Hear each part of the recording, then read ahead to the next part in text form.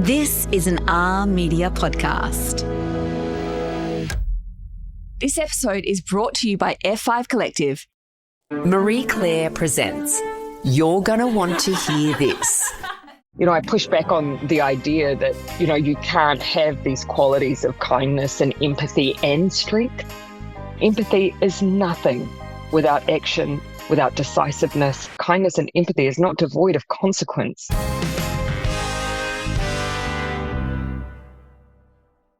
Hello, welcome to You're Gonna Want to Hear This, a brand new show from Marie Claire where fun and frankness are always in style. Now, today's episode is seriously something very special. It is one of those rare conversations that's as relevant as it is inspiring. If you've ever wondered how kindness and decisiveness can coexist in leadership, or what it's really like balancing global responsibility as a Prime Minister with motherhood, you are about to get an all-access pass from someone who has truly lived it, and she has lived it in true style. Jacinda Ardern, yes, the 40th Prime Minister of New Zealand. Yes, that Jacinda. When you talk about fantasy dinner party lists, she has always been the top of mind. She changed the game, leading with empathy through some of the world's toughest crises, and redefined what strength looks like in power. Her honesty in today's conversation, honestly, it floored me. From vulnerability, talking about self-doubt, and yes, even when you're a Prime Minister, you still experience self-doubt because everyone does, to sharing the real story behind her resignation. She tells us about the viral moment when her daughter asked her, "Mummy, why did you leave your job as a Prime Minister?" It is going to leave you speechless. As you'll hear her say, empathy is nothing without action, without decisiveness.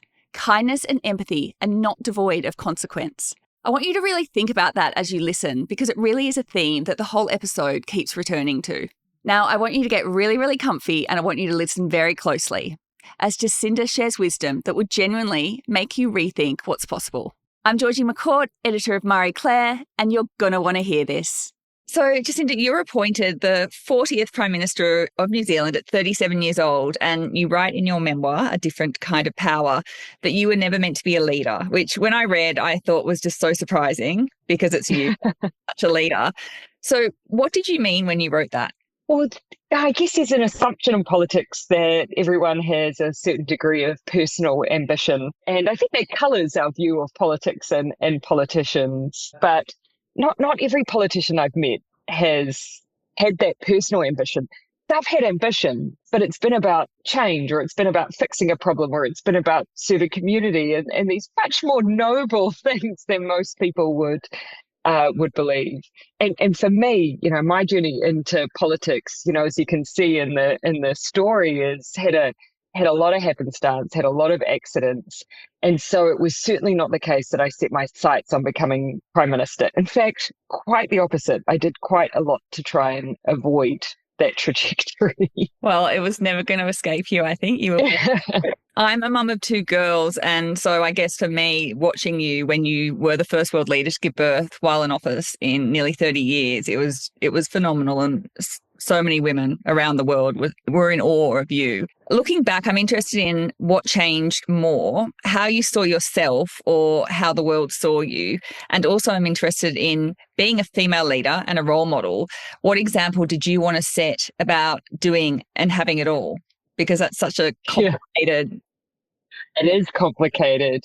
I mean, my own view of myself has probably been one of the most consistent themes. That hasn't particularly changed. All those issues of self-doubt. A long time ago, I came to believe it's a spectrum really, and at different times, you might have a bit more confidence than others, but I don't think self-doubt ever really particularly goes away. And one of the things I really wanted to share in writing the book, there are some strengths to that. There are some strengths in leadership to having humility and being willing to, of course, put in the extra effort for preparation and lean on experts. And that self-doubt does not make you less decisive. In fact, the process of trying to counter self-doubt can make you more decisive. My view of myself hasn't changed. The idea of the world having any awareness of me is still not something I'm entirely used to. In New Zealand, we're very happy to go and do our work in our corner of the world. And if people notice what you're doing, then fantastic. But that was never my ambition either. So on the second one about, this really difficult difficult issue of how do you simultaneously demonstrate that, yes, if you want to be a mother, you can be a mother, and if you want to simultaneously be in leadership or these really challenging roles, you can do that too. How can I demonstrate that that's the case without also setting the bar at an unrealistic level? Because in my mind, you can do all of those things, but there should not be an expectation you're doing them on your own. I don't want anyone to believe I'm somehow Wonder Woman, because I wasn't. I had a lot of people around me. And so I think that translated for me into a real push or sense of responsibility to try and build those support systems where government had a hand in building them. That was where I landed on that tricky balance. You spoke about still, not being completely comfortable with the fact that everyone knows who you are. And that's I promise you they do not.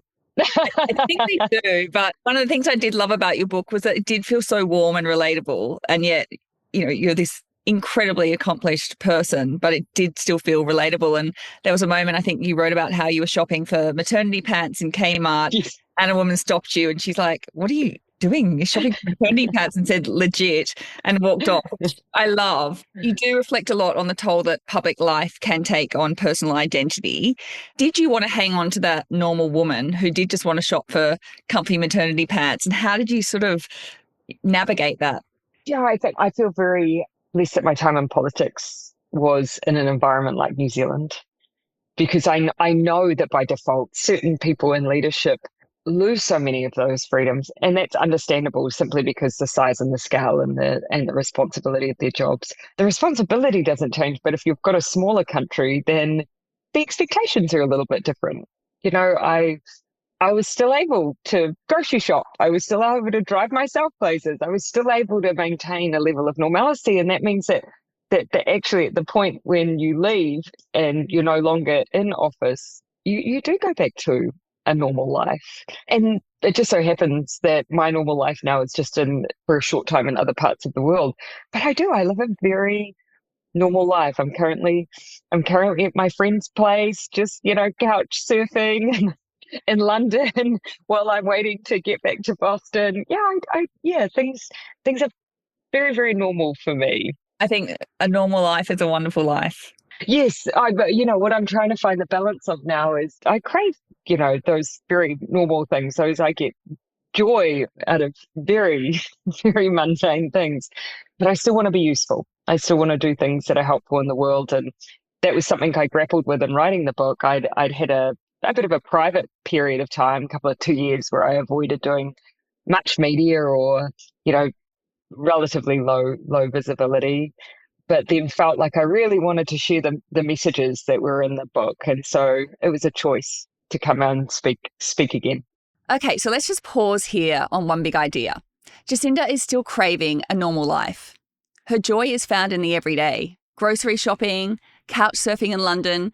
I think there's something so refreshing about a leader who admits that she's happiest doing the mundane, but she still wants to make a difference. She still wants a purpose. It's worth remembering that influence doesn't take away the simple joys. Coming up, Jacinda opens up about what she learned from her mum and dad and how those influences helped her approach empathy, mental health, and leadership with a new perspective. We'll be back in a bit. This episode's brought to you by F5 Collective, intelligent capital designed by women for women. Now, I've been keeping an eye on what they're doing, and honestly, it is game-changing. They're building a whole new way for women to access capital and grow brands, redefining business. F5 fund and mentor women-owned brands that are bold, innovative, and ready to scale. Find out more about the women rewriting the next chapter of business. Well, I really loved as well learning more about your parents, and I'll start with your dad because he was a police officer, and you write that there were very few people who read the words in your book as much as he did, and also that his opinion mattered enormously to you. So can you tell me more about the influence that your father has had on your life? I thought that I had a relatively good understanding of that influence. And then as I came to, put pen to paper, and people persistently asked me this question of, what are your examples of notions of empathetic leadership and strength, and on reflection, actually, probably the earliest of those would have been my father. He was a policeman. He by default held a degree of power. And I just saw him exercise it in a very particular way. So he had an enormous influence on me, as did my mother. And your mother as well, it was so interesting reading about her because obviously she's been hugely influential in your life. And you later realised that she would have panic attacks, but as a child, you have no memory of your mother struggling. And I think that also speaks to motherhood as well, because Yes. she was doing everything for everyone else. Your mother had a breakdown, and I'm interested in how this informed how you approach mental health and also how it made you a more empathetic person. No, there were lots of experiences later in life that also felt quite pronounced for me when I was thinking about those issues. And I think it was the accumulation. I can't say that there was one singular experience that raised for me the importance of mental health and well-being. It was the culmination, and also the fact that, my time in politics, I would constantly meet someone who had a difficult experience or had a family member who had struggled. And that was certainly, I came away with this view that every New Zealander knows someone, if not themselves. And we'd gotten good at talking about it, but we hadn't necessarily successfully provided the support mechanisms that were required. And if we are to really treat mental health and well-being in the same way that we do treat physical health care, then we shouldn't wait to the escalation. We shouldn't wait to the equivalency of hospitalisation. We should think about primary mental health care. In one of our earliest budgets, that's what we began to build. And I feel very proud of that. So a lot of work that still needs to be done, but just recognising the need to try and universalise that care for every New Zealander. And approaching politics, as a human. Absolutely. And I think, acknowledge that New Zealand and likely Australia, relative to other places, are, improving the conversations. There's less stigma. There's more thought often in workplaces to these issues, but still there's a role for politics as well. I mentioned earlier that I felt like the book was really relatable, and you also write about public speaking. And I mean, public speaking just terrifies so many people, and you describe the debilitating nerves, which again, I was surprised reading because I just can't imagine you ever having debilitating nerves public speaking. And you talk about how your mouth went dry, which so many women and men will relate to. And yes, it's an awful experience. Oh, it's horrible. I remember my lip getting stuck once. Yes. It's the worst. It's the absolute worst.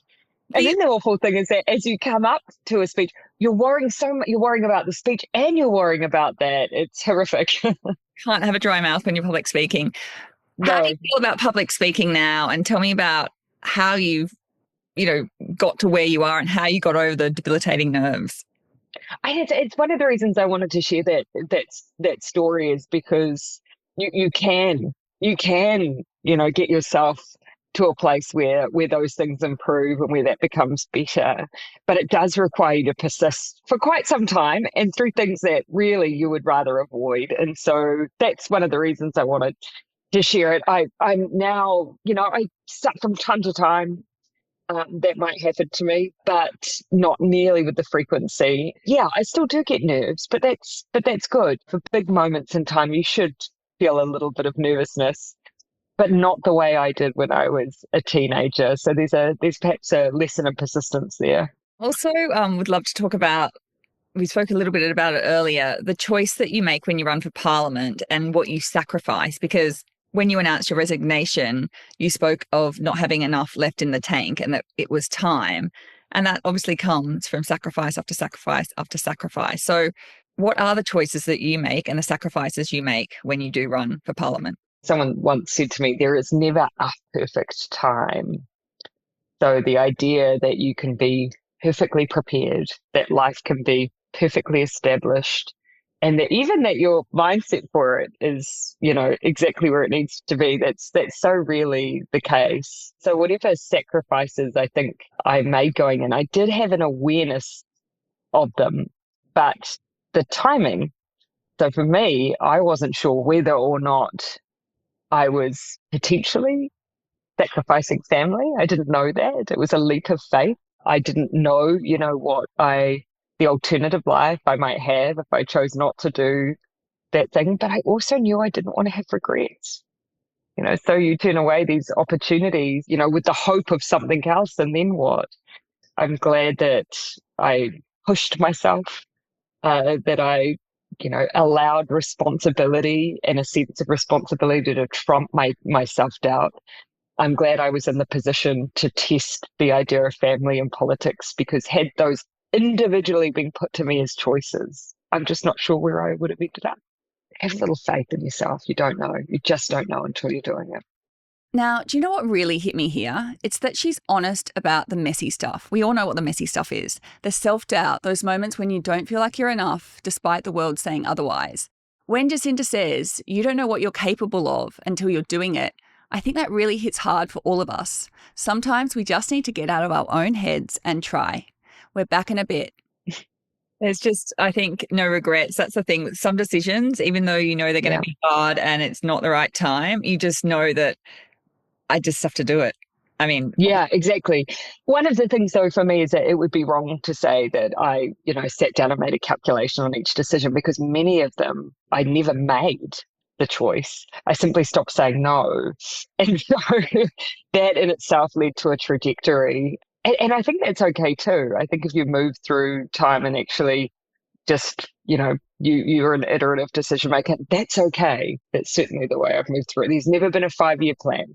Speaking of saying no, because I find the word no quite hard to use often and tend to lean towards the people-pleasing side of thing. Have you been a people-pleaser? What's your relationship like with people-pleasing? Oh, yeah. I feel a strong sense of responsibility to people. So I'm not sure that I would call it people-pleasing. For me, if I think it's, if someone's asking me to do something that I can see as meaningful and helpful, even if it's something I really would prefer not to, I find that very hard. But am I going to go to a party I've been invited to when I don't want to? Probably not. I think, yeah. You have spoken about leading with kindness widely, and you write about it in a book. So in a world that still equates leadership with toughness, what does it take to stay soft in hard spaces? And do you believe that softness is a form of power? I do.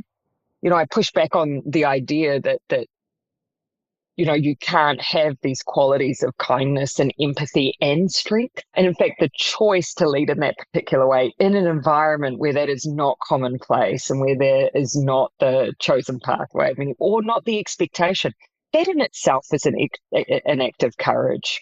The other point I would make is that, in my experience, albeit the domestic terror attack on March 15 or COVID-19, or even making a decision on where you position your country in a war, all of these decisions require action. Empathy is nothing without action, without decisiveness, without being clear on who is victim and who is aggressor.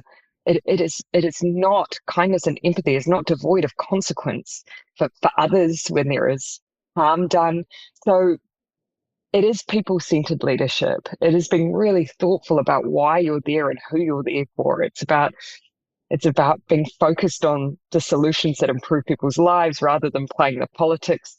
But it is not indecision. It is not weakness. It is not lack of courage. So that's something I always try and impart. And what about what you learned about the relationship between fear and politics? Fear is an old tool. And it's been used for years and years, because politicians have worked out that fear can be a motivator. It can turn people out to the polls. It can drive them to action. It can rally them in support. But the question that we have to ask ourselves is then what? The long-term consequences of fear as a tool in politics. I think we're seeing it now. Very often, when politicians use fear, it's often because it's a very good deflection from politicians themselves coming up with answers, because so often fear and blame go together. You feel financial insecurity, jobs are closing down in your town, you're worried about your kids, you should be worried, and here's the people you should blame for that. These are all things that people would have heard before. But the counter to that is a more complex path for a politician, because it is about finding the solutions. It is about actually saying on the pathway to doing that, acknowledging, someone's fear and uncertainty, but not capitalizing on it, not weaponizing it for your own ends. So I get very frustrated when I see it in abundance as I am now, but ultimately believe that there's it leads us nowhere. So eventually people turn away from it. You grappled with a feeling of what you describe as not feeling quite good enough, which again, I was so surprised Yeah. to read. And yet so many women will relate to this. We often feel good, Yes. okay, but we're just not good enough. Hmm. Tell me about your relationship with confidence, and when have you felt your most self-assured in life? I thought at least New Zealanders wouldn't be surprised when I talked about this, because I have talked about it before. I probably, obviously not to the extent that I do in the book, but it's not completely new information, but still, I've noted surprise. I wanted to talk about it because I think it's common.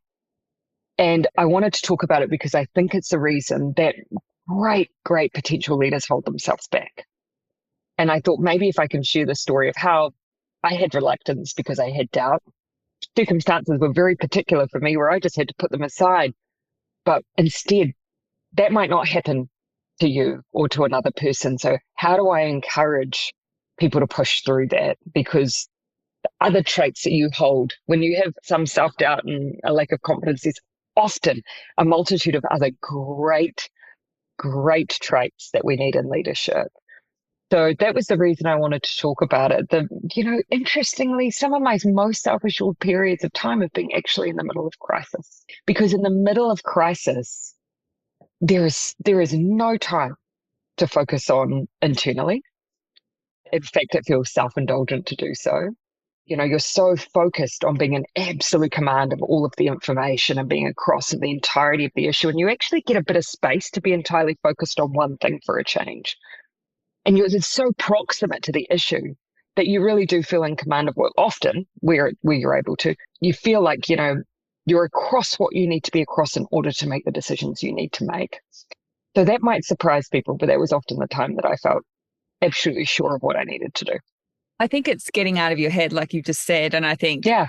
research tells us that happiness is equated to helping people. It's equated to purpose. And it's Yes. getting out of our head and focusing on others rather than ourselves. Absolutely. Holds true, I think. You never stopped visiting schools when you became Prime Minister. I'd love to hear more about what you learned about education during these visits and some of the biggest changes that you made. I know that, for example, 1 year into office, you made teaching of New Zealand's history in schools compulsory. And being in Australia, it's interesting. I remember more growing up at school about Hitler than I do about our First Nations people. And that's quite sad. And, I loved when you did that. And it's so incredibly important. So tell me about your passion for education and the visits to the school. I mean, my passion started from having some incredible teachers, and they were so influential on prompting me to think about the world and to think critically about the world and to think critically about New Zealand's place in the world. And I learned the full spectrum of New Zealand's history. And I think somehow we have this assumption that if we learn about and understand our history, that somehow that makes us less patriotic, somehow, drive us away from connection to our. I feel the opposite. I think we have to understand our identity as nations in the whole. And we also have a duty of care to make sure that we don't repeat mistakes. And we'll only fully appreciate that if we understand our history. I want young New Zealanders growing up to be proud of who they are, but we also need to understand who we are, where we've come from. Going into schools reminded me of something much bigger, and that is just how hard that period of life is. So often actually, when I would go in, I found myself sharing that actually as hard as being Prime Minister is, it's really hard being a teenager. And maybe that was influenced by past experiences when I was a kid and what happened, to my friend's brother. But I was always aware of just the well-being of the young people that I would ever come across and be around. And so that also prompted some of the thoughts we had on putting healthcare in schools and being thoughtful about assessment in schools and just how can we try and make kids' lives easier? How can we let them be kids? And also, kids are also different. Yeah. To put them all in a box is just so hard, and that's where mental health comes in. And yeah, agreed. In writing your book, you revisited some of the most challenging chapters of your leadership. Was there a moment after writing the book that surprised you in hindsight, either because it was harder or more formative than you actually realised? Oh, I think the things I thought would be hard were hard. I wrote about March 15 very early on. I think because, perhaps I'd had that time to think more about that. And I wrote COVID last. They were all hard. Probably the thing that surprised me was how hard it was to write about leaving my faith. That surprised me. I found that very hard. Do you think it was healing writing it all down? Oh, absolutely. I mean, I described the process to a friend once and he said, "Oh, so therapy with a deadline." And I think that's true. I think that's true because you also are pushed to think about how you feel about something beyond just the moment you're writing about it. You have to project forward a little bit. It's like, how will I actually feel about this in 5, 10 years time? Because that's how long these thoughts on a page may linger. At least you have to anticipate that's the case. And so, yeah, it forces you to try and take some perspective earlier than you otherwise might. And that was really interesting. I loved reading about how your beautiful daughter, Neve, asked you why you left your job as Prime Minister, like just a casual question when you picked her up from daycare. Can you share what your answer to that question was? Oh, I mean, that was, I'd been asked a lot because even though I gave my full explanation, people were so puzzled by my departure, which really surprised me. I gave her a version, "Mummy, why did you leave?" she asked me as we were walking home. And I gave her my explanation. Sometimes when you don't feel like you've got enough energy left, it's good for someone else to do it. And now I'll do all of these other, other things. And I said, besides, I'll get to spend more time with you. And that wasn't a core reason. It was a consequence, is how I would describe it. And I had this expectation that I would get back something like, "Oh, good," or "Yay, we can play," or something. But no, Neve said to me, "But Mummy, we should never give up." Once I got over what a, absolute dagger to the heart that was, there was part of me that thought, well, actually, she didn't say, "Well, good, now you can spend more time with me," or "Good, because you were so absent." She didn't say any of that. And there was something, what a gift in a way that was, as much as her potential view that I'd given up was cutting. There was nothing in there about her, feeling like I wasn't around. And it really made me realize I'd made a lot of assumptions about my daughter's view of me and my role and career. And I imagine that lots of us do that on behalf of our kids. And so I hope we give ourselves a little more grace, give them the benefit of the doubt too. Nothing like a toddler, an opinionated toddler, but I think it speaks to how your daughter felt loved and safe, because Yes, I hope so. A comment like that comes from a child who feels loved. Yes, yeah, I hope so too. Jacinda, just to finish, I'd just love to ask you a couple of really quick questions. Do you remember the biggest argument you've ever had in your career? I've had so many. Do I think probably actually the hardest, biggest, probably hardest, have often been about different people vying for leadership. And I think that's because it mixes the personal and the politics in so many ways. So those are very fraught, those debates and discussions. They're hard. They're hard. Unbelievably hard. What about what annoys you right now? War. Absolutely. What has been your best day ever? And tell me about it. Neve arriving. Yeah. I think probably the mixture of just being a joyful moment, but also so much relief. You kind of can't top that day. No, it's, yeah. And I know that my husband won't mind me putting that at the top.